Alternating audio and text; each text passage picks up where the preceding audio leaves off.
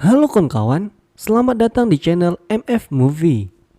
Untuk ke depan, aku akan menemani kalian menceritakan alur film-film kesayangan kalian. Kali ini, aku akan membahas garis besar film Si Sing Ji. Film diawali dengan sebuah narasi singkat yang mengisahkan mengenai perjalanan seorang biksu ditemani 3 siluman dan seekor kuda naga yang diamanatkan melakukan perjalanan untuk mengambil kitab suci di wilayah barat. Perjalanan yang penuh halangan dan rintangan pun berhasil mereka lewati bersama. Hingga akhirnya sampailah mereka di tempat tujuan dan mendapatkan kitab suci tersebut. Setelah berhasil mendapatkan kitab suci, Biksu Tong dan kawan-kawan pergi ke Istana Langit untuk menyerahkan kitab suci kepada Kaisar Langit. Di sini Sun Wukong bermimpi bertemu dengan seorang gadis yang mengaku bahwa ia adalah kitab suci itu sendiri. Ia mengatakan bahwa hanya Wukong yang dapat mendengarnya. Ia memperingatkan Wukong untuk mencegah gurunya menyerahkan kitab suci kepada Kaisar Langit. Saat Wukong terbangun, mereka semakin dekat bertemu dengan Kaisar Langit.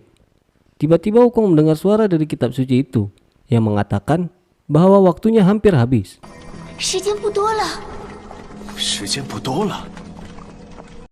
Kemudian, Sun Wukong menceritakan tentang mimpi itu kepada gurunya. Namun gurunya mengatakan bahwa itu adalah mimpi yang konyol.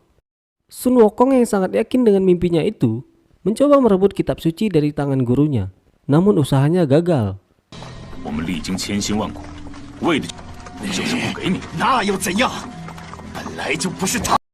Saat akan berhadapan dengan Kaisar Langit, Wukong lagi-lagi mendengar suara dari kitab suci itu untuk segera menghentikan gurunya. Sun Wukong kembali meyakinkan gurunya agar tidak memberikan kitab suci kepada Kaisar Langit. Namun, lagi-lagi usaha Wukong tidak berhasil. Biksu Tong masih tidak mempercayainya.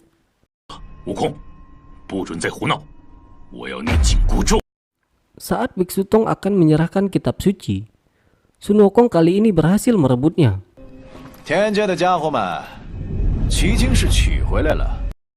Untuk menyelamatkan kitab suci, Sun Wukong menyimpan kitab suci itu ke dalam jantungnya, yang artinya jika seseorang ingin mengambil kitab suci itu, maka mereka harus membunuh Sun Wukong terlebih dahulu. Kaisar Langit murka dan langsung memerintahkan Dewa Erlang untuk membunuh Sun Wukong dan merebut kitab suci.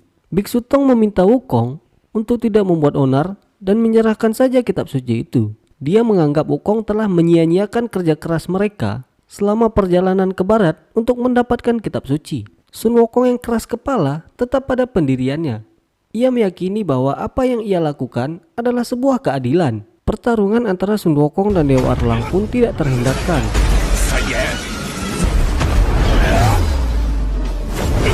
Pertarungan berjalan seimbang. Sun Wukong tampak sangat sulit dikalahkan oleh Dewa Erlang. Melihat hal itu, Dewa Sasin yang merupakan tangan kanan Kaisar Langit memaksa Tong Sancong membaca mantra untuk melemahkan Sun Wukong. Dewa Sasin mengancam, jika Tong Sancong tidak membacakan mantra, maka akan dianggap sebagai pemberontak, dan 2 muridnya yang lain juga akan ikut dihukum. Tong Sancong mengira jika ia membacakan mantra, maka Sun Wukong akan dibebaskan dan tidak dibunuh. Lalu kemudian ia pun membacakan mantranya. Seketika setelah itu, Sun Wukong terlihat sangat kesakitan. Dewa Erlang mengambil kesempatan untuk menyerang Sun Wukong secara bertubi-tubi. Dan akhirnya Sun Wukong pun terbunuh di tangan Dewa Erlang.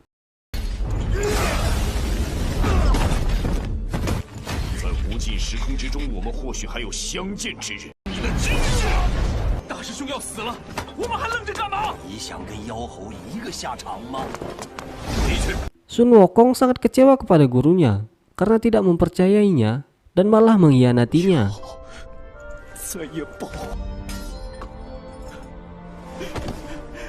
Setelah Sun Wukong mati, Dewa Erlang mengeluarkan kitab suci dari tubuh Wukong dan menyerahkannya kepada Kaisar Langit.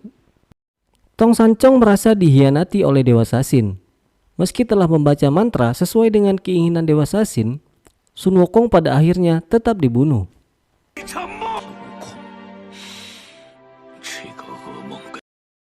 Di sini diceritakan bahwa kitab suci bukanlah berisikan kata-kata, melainkan sebuah lilin kecil. Menurut legenda, hanya mereka yang ditakdirkan yang dapat melihat kebenaran di dalam api tersebut, dan orang itu bukanlah Kaisar Langit. Setelah itu, ada seorang dewa yang hebat melihat wajah asli Kaisar Langit. Ia pun bertarung dengan Kaisar Langit dan merebut kitab suci. Dewa yang hebat itu adalah Dewa Rulai. Dengan luka parahnya setelah bertarung dengan Kaisar Langit, Dewa Rulai datang ke Gunung Tianyu untuk menemui Raja Naga. Ia meminta Raja Naga untuk melindungi kitab suci dan jangan membiarkan Kaisar Langit mendapatkannya. Karena Dewa Rulai terluka sangat parah, ia pergi menyembunyikan diri. Dan kitab suci pun ditinggalkan di Gunung Tianyu. Terima kasih buat kawan-kawan yang sudah menonton video ini. Jangan lupa subscribe dan nyalakan loncengnya untuk mendapatkan notifikasi video-video selanjutnya. Sampai jumpa dan salam dari Aceh.